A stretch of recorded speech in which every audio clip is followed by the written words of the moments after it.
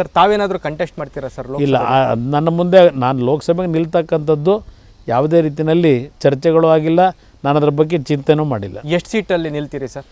ಇಲ್ಲ, ನಾವು ಎಷ್ಟು ಸೀಟ್ ನಿಲ್ತೀವಿ ಅಷ್ಟು ಸೀಟ್ ಗೆಲ್ಲಬೇಕು ಅನ್ನೋದು ನಮ್ಮ ಪಕ್ಷದಲ್ಲಿ ತೀರ್ಮಾನ ಮಾಡಿದ್ದೇವೆ. ಸರ್, ಈಗ ಇಷ್ಟೆಲ್ಲ ಡೆವಲಪ್ಮೆಂಟ್ಗಳ ಮಧ್ಯೆ BJPಯ ಟ್ರಬಲ್ ಶೂಟರ್ ಕುಮಾರಸ್ವಾಮಿ ಅಂತ ನಿಮ್ಮನ್ನು ಆಗ್ತಾ ಇದೆ.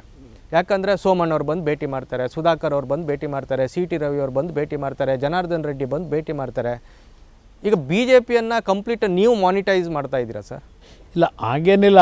ಇಲ್ಲಿ BJP ಮತ್ತು JDSನ ಮೈತ್ರಿಯ ಒಂದು ಡೆವಲಪ್ಮೆಂಟ್ ಏನಿದೆ, ಬೆಳವಣಿಗೆ, ಇದಾದ ನಂತರ ಎಲ್ಲರೂ ಅವರೆಲ್ಲ ನನ್ನ ಹಳೆ ಸ್ನೇಹಿತರೆ. ನಾನು 20 ತಿಂಗಳು ಎರಡೂ ಪಕ್ಷಗಳು ಸೇರಿ ಸರ್ಕಾರ ಮಾಡಿದ್ವಿ. ನಮ್ಮಲ್ಲಿ ಇವತ್ತು ವಿಶ್ವಾಸದಲ್ಲಿ ಧಕ್ಕೆ ಏನಾಗಿಲ್ಲ. ಆ ಒಂದು ಪ್ರೀತಿ ವಿಶ್ವಾಸದಲ್ಲಿ ಇವತ್ತೇನು ಮೈತ್ರಿಯ ಒಂದು ಬೆಳವಣಿಗೆ ಆಗಿದೆ, ಒಂದು ಸೌಹಾರ್ದಯುತವಾದಂಥ ಭೇಟಿಗೆ ಬರ್ತಕ್ಕಂಥದ್ದಿದೆ ಅಷ್ಟೇ.